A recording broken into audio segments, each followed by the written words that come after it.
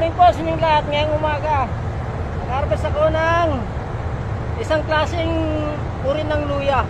Ito siya. Pero ito siya langkawas. Tawag lang langkawas. Local name is langkawas. Sa foreign name siya is galangal. Southeast Asia, marami ito siya. Ito siyang klaseng luya. Yung kulay niya. Ito yung langkawas. Ayan siya.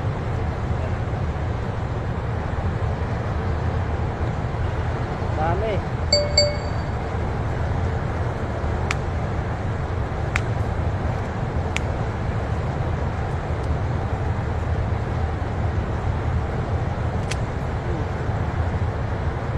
Siya. Ayan po. Si langkawas na luya. Bango din siya.